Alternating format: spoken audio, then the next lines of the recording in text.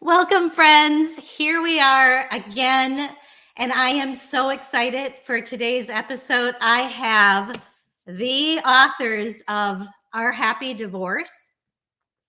It is Ben Heldfund and Nikki DeBartolo. And I just want to let both of you know, I got my hands on this a couple years ago and read the whole thing. And I always recommend it to my clients because it's so very helpful. But what I want you to know is how much I appreciate the fact that you wrote the book, that you shared your story. It just speaks volumes of who you are, and that you're here with me today because, for one, telling a story, writing a book is not easy. It's not an easy subject. But how you have done this is my dream for my clients. And it doesn't mean that it has to be exactly like how you did it, but your story is so helpful and there are so many lessons in it. And I just want to, from the bottom of my heart, commend you on how you put your son first through this whole thing. So kudos to you. I can't even believe I get to interview you on my podcast episode today. So, and I don't know who wants to start talking first, Ben or Nikki. And I think what's so amazing, if you're not watching this, you're sitting together like you are best friends. And your book says, Our Happy Divorce, How Ending Our Marriage Brought Us Together. It's so beautiful. And people don't know that story in our culture. So if you could just start and share, whoever wants to start.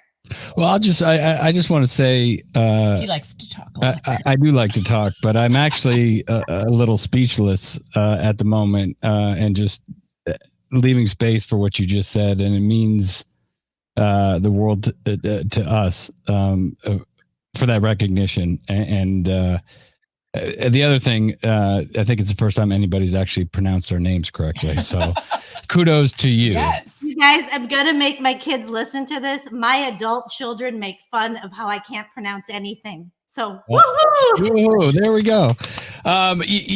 Really, it was just the book is a little bit, like you said, extreme.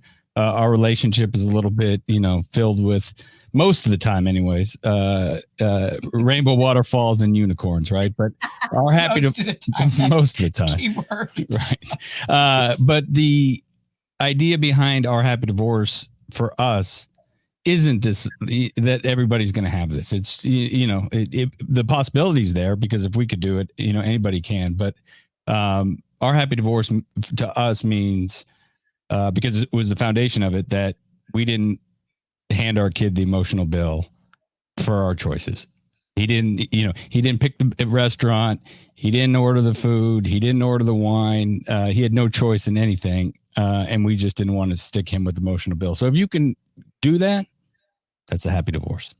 And the thing that's amazing to me is that the two of you were able to keep him at the forefront of your mind. And I struggle with that with my clients. Even though they both love their kids, it's hard because you've got so many emotions and you're pissed off at each other. Mm-hmm. And so, tell us a little bit about the beginning of, is this how you thought it was going to be? No. You were going to end up being best friends? No, I think at the beginning, all we wanted to be able to do was be in the same room together and, go to, events for our son and not make him uncomfortable. Like I went to dad first last time. This time I have to go to mom first, or, just to make him not have to worry about our feelings, because it really is about his feelings.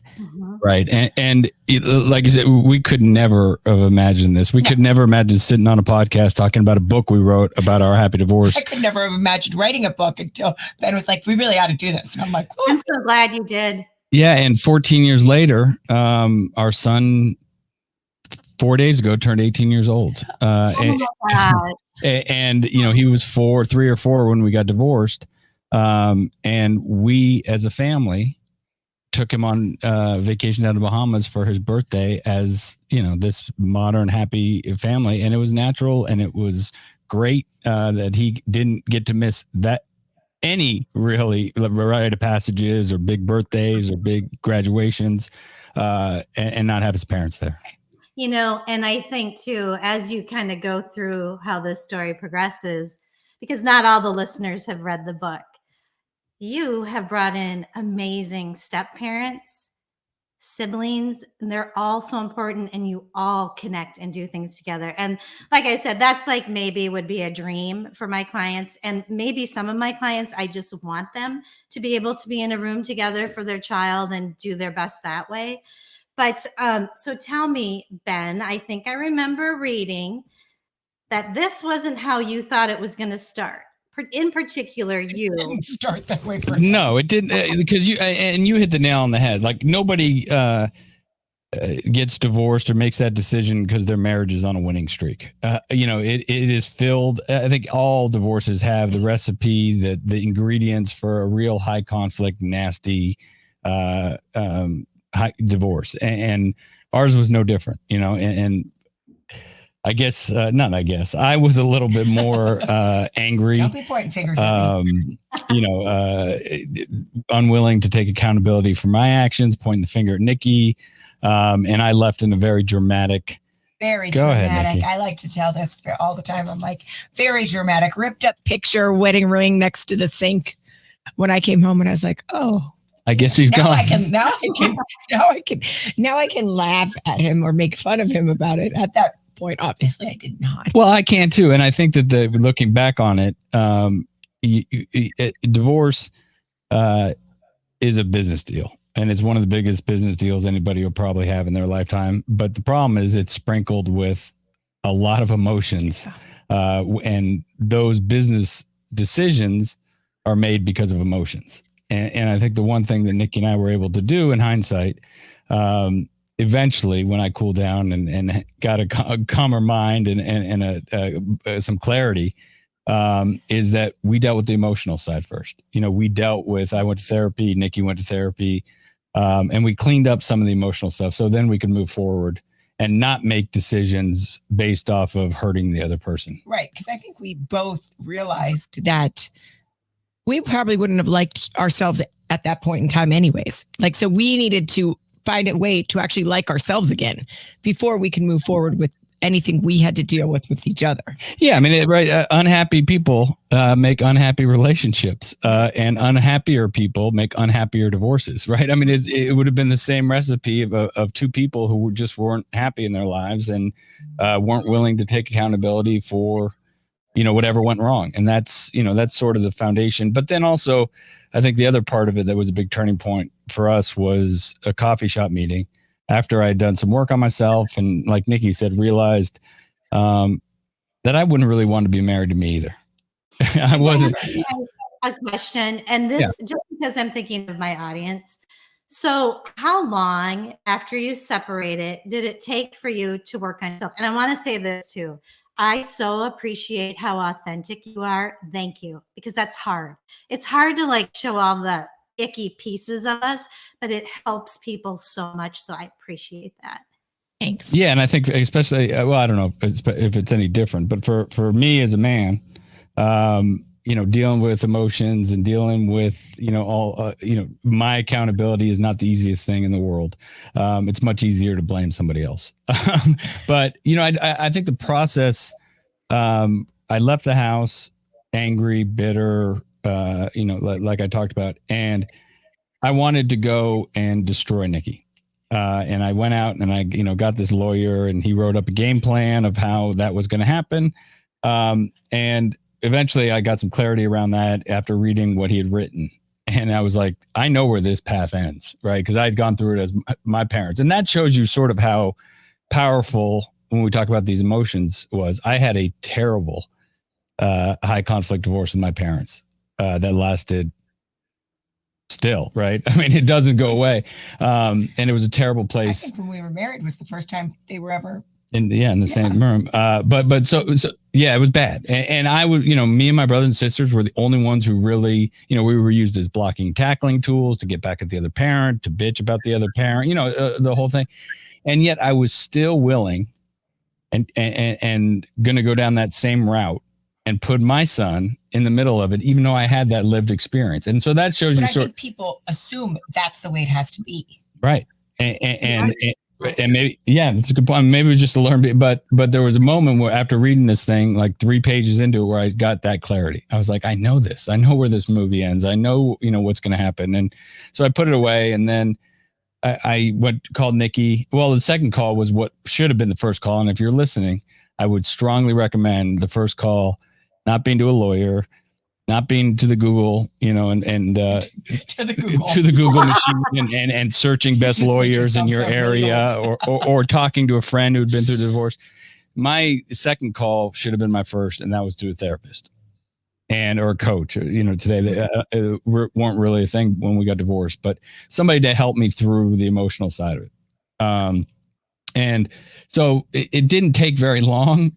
Once I was open and willing to share with this person, what I was going through, to come to that burning bush that I wouldn't want to be married to me either. And so it wasn't that long. And then we did some more work, and Nikki, to her credit, did the same thing. Yeah. I think for me, I didn't call a lawyer. I didn't try. I think for me, I'm a fixer. So I like to try to fix situations more so than destroy them for the most part. I mean, sometimes. Okay. There was an eye roll there. In this circumstance, I wanted to fix it. I mean, my parents, 52 years later, are still married. So I wanted my son to grow up as much the way I grew up as possible with us separating. So I kind of just, which is very hard for me, quietly sat back and just kind of let him do his thing.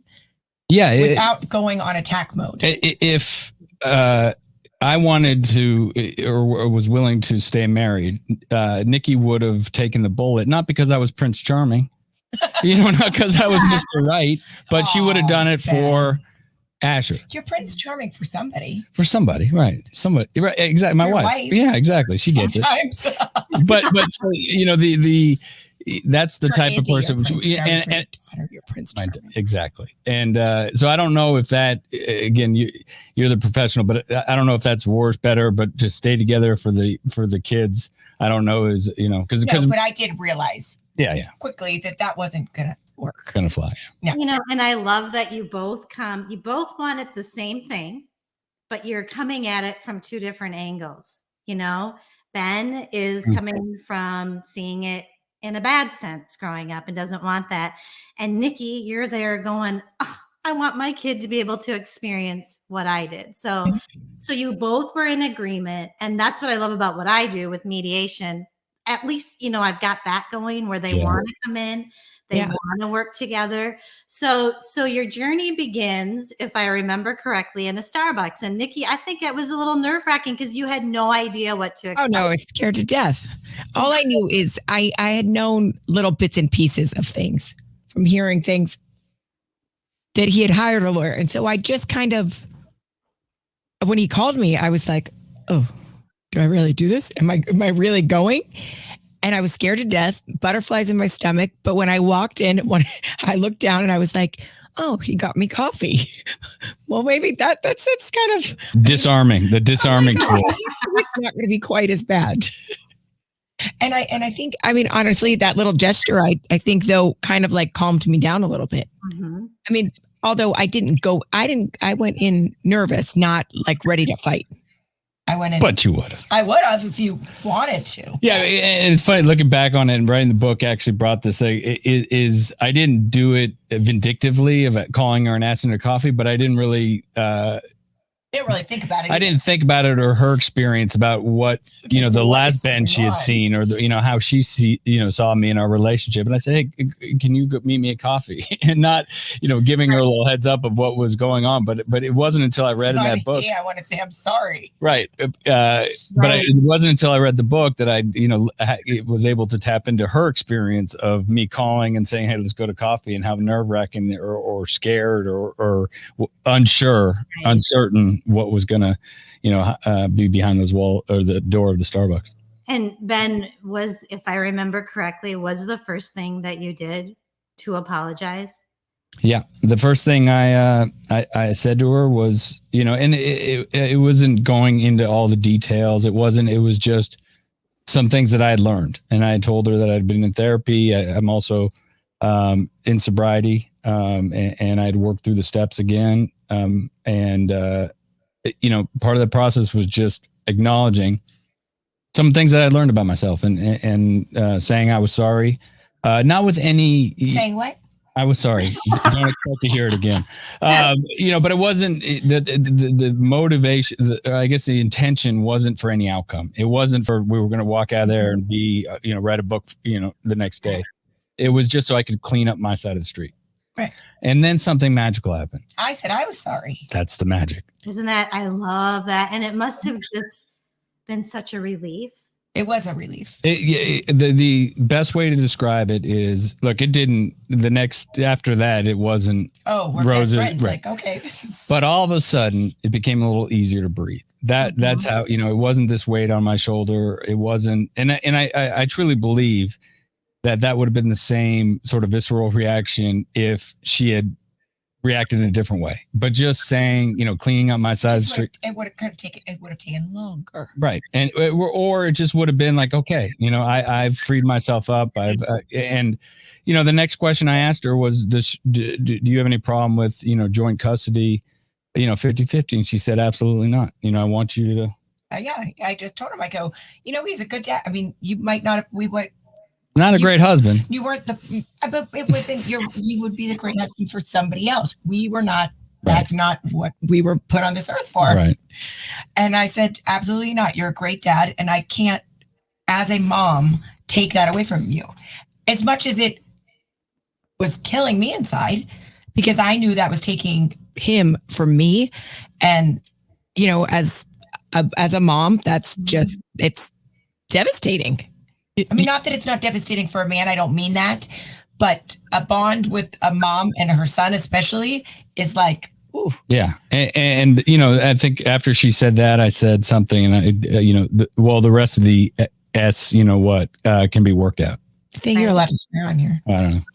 But I can take it off for kids. Yeah. Yeah.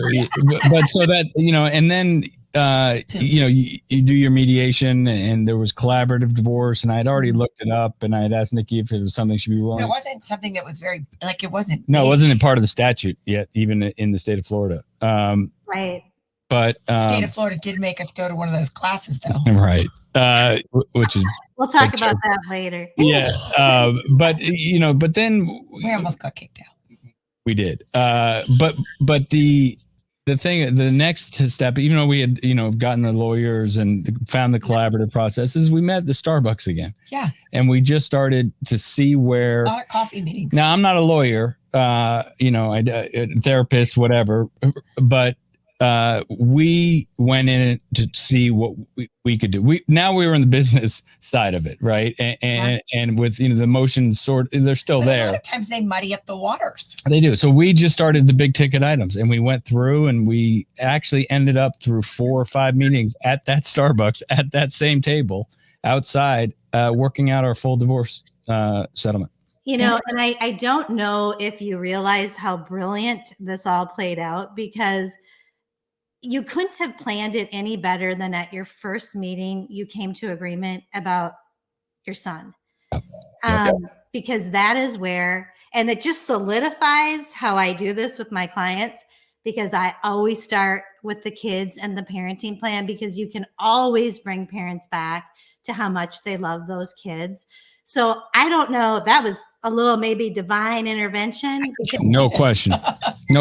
We had no idea what we were doing. I mean, we didn't have, and again, this is some of the motivation or why we wanted to write the book is, like I said, we're not lawyers there, but this is, we have a great outcome. We have a great story. We're proud of it. But we didn't really know what we were doing, right? It wasn't like we had a manual on, I didn't really grow up around many couples that were divorced. So I kind of was going in blind. I had no idea. And I love that you did it your way. And I wish that other people could do it too. And I think they're starting to. Yeah. Starting to become more of a real, my business is booming. People want to do it together, especially when they have children. It's so funny. We wrote the book, and usually, as business person, when I start a business or I do, market research and figure out what's out there. But this wasn't this kind of part, right? We weren't really doing a business. We're just putting our story out there. But the book was written. I started looking online on divorce, and all of a sudden it was like this world. Obviously, we didn't keep up with divorce trends, Right.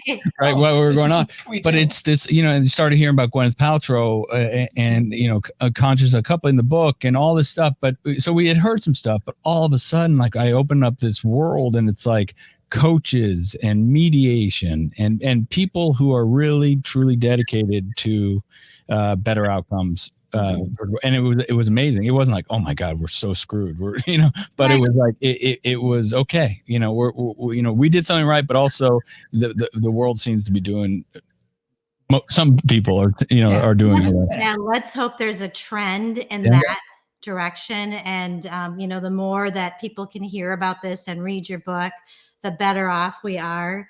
I do want to touch on a little bit, because there is a piece in your story that I also appreciate so much. And that is, you're both remarried. Yes. Right.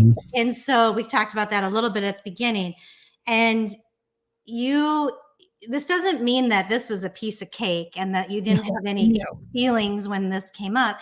But again, you kept your son at the forefront. You thought of him, and look at what's happened. Yeah. I mean, it's kind of amazing. Can you tell your stories a little bit, as there's some really special stories in there about how you handled significant others coming into the picture? Yeah. And I don't mean to sound this, tell the story to levitate above Nikki or to make me some spiritual giant, but Nikki started dating her husband, after we got divorced, and I knew him. He was a friend of he was in our circle, so to speak. And so this is the test, right out of the gate, that Nikki and Chad start dating. And he's, I know him, and talk about a test of this new. Your ego. Yeah, my ego. And also, what we wanted to accomplish and put our son first. And so I remember the story. It was the first time I think that I had seen him, or maybe seen him around Asher with Nikki, and I was coaching Asher's baseball team, and they were there, and the kids sort of rush out and leave the coaches to sort of clean out the dugout, and I knew that this was going to be it, right? This was going to be the moment that I was either going to blow it up, test. Right? Or I was either going to blow it up, or I was going to shine, and so I remember walking over. Asher had run over already. And Nikki and Chad were standing there. And I remember walking over and literally thinking inside my head, what's best for Asher? What's best for Asher? Put your big boy pants on. And so the first thing I did was I went over and I gave Chad a hug. The last person in the world of however many billions of people that I wanted to give a hug to. But, just to let Asher know that it's okay, for him to, love this man. And it was probably the most awkward looking man hug ever in the history of the world, but it was a hug, and and that didn't know any different. And that was sort of, and this is not I don't think this is any therapeutic manual anywhere, but we faked it until we made it, and that was faking it. That was not something I wanted to do. That was, everything inside me was tearing apart, and the washing machine of stuff. But, I went over there and I gave him a hug. But think too, in the beginning, we made it a point to tell our significant others when we did start dating what we wanted to accomplish. And if they weren't comfortable or didn't feel like they could jump on the ship, or get on board. I mean, it sounds a little rough, but it is true. But it's true, because our relationships outside of the relationship that Ben and I have could have destroyed it. And we made it a point to let them know that wasn't going to happen. Yeah. And there was, I don't think I want to say unequivocally, but I don't think there's any woman out there that I would have met and started dating or married that I would have been okay with if it had caused a rift with Asher. At the end of the day, that was my choice to marry Nikki. That was our choice. It was our choice to have him. I'm not going to make another choice to hurt him. And so another quick story about dating was Nikki called me I wasn't the one, I'm not sort of the monkey brancher to go to one relationship to another. And I needed some time to sort of, be the middle-aged, man. Pig. Yeah. And date as many women as possible. And Nikki called me one day and she said, can you do me a favor and not introduce anybody to Asher until you're serious? First reaction, ego. Who the hell is this woman to tell me who I can and can't bring around my son? Stopped for a little bit before I said that and then thought about it. And she's right. She was right. If I, stripped down the ego of my ex-wife telling me who and what to do with my son. And, she's right. It wasn't the best for Asher to have this revolving door of women in and out of his life when he's already sort of got this damage and the trauma from his parents' divorce. What does that tell him? So I didn't. And even my wife, I think it was, probably 9 months before I introduced Asher. And I gave Nikki the courtesy of explaining the whole thing and when it was going to happen and how it was going to happen, because Nikki deserved that. And so that's one thing that I think we did right. We did the whole, but that's one thing that helped to get to where we were. And why get involved with somebody who's not going to have your kid? And I love that tells you about the caliber of the people you've married to, because it sounds like there was no issue with that. They were all in. And that's, and I think most people would be, as long as you could have the conversation. Yeah. And again, sort of unfolding, right? And then I think too, their egos probably had to get in check also. I always kept saying, like, listen, I wouldn't be divorced from him if I wanted to be with him. Right. Yeah. We wrote the book and then afterwards we, took us a little bit because we're not, Shakespeare's. And so it took a while, and then we really looked at our life, and this thing gets better and better. And even in the 2 years it took us to write the book, it had gotten better. And then we talked one day. We're like, Nadia and Chad are deserving enough, or more than deserving, to have their story told in the book too. So we asked them to write chapters. It was important for other people to see their side of the story too. Because the thing is, it helps everyone. Yeah. From all different angles. Yeah. But tell a story about Asher and Nadia. Yeah. This is always my story that I like to tell parents, so they realize just how important it is to be honest with your kids, because they're way too smart. So whenever Asher was at Ben's house, I would call him to say goodnight to him. And he was probably at this point like 4.5. And so I'm talking to him, saying goodnight to him. And he says, "Hey, Mom, do you know Nadia?" And I said, "I know who Nadia is, but Mommy hasn't met Nadia yet." And he said, "Here, talk to her." Puts her on the phone. Hands the phone. I'm right there. Hands the phone to Nadia. So my heart dropped, and I'm sure hers did. And I would have loved to have seen. I got to see it too. It was brilliant. But that was his way of saying, "Mom, there's this girl that I'm spending time with, and she's in Dad's life and my life. It's time for you to know her too." So he gave us the signal to it's time for Mom and Nadia to meet. Yeah, that's precious. Okay, so now I have a question. We're drawing near the end of this. I feel like I could pick your brains forever. Are you guys really like family and almost like best friends? Like, it sounds like you travel together. Ben, you have, 2 more kids. It sounds like you're all one happy family. You live very weird, but we really are. And I think too, for people to know that we tried to travel together early on and it didn't work. So it took a little bit of time for us to get to where we are. But now it's like just traveling with our friends. We, this sort of encapsulates everything about our spouses and how they fit in this family. Is Asher was the type of kid who didn't want to read Dr. Seuss books, who didn't want to read. Animals were his thing. He wanted to read animal encyclopedias, and he was always fascinated. He knew everything about every animal. And so we always wanted to take him to Africana Safari. If anything was going to send our happy divorce out the window to a not unhappy divorce, was if the other person took Asher to Africa without the other. So 3 years ago? Yeah, the pandemic had me in a So I've lost track of time. Yeah, so about 3 years ago. Oh no, it was 2 years ago because right before the book came out. Nikki and I traveled to Africa together with our son.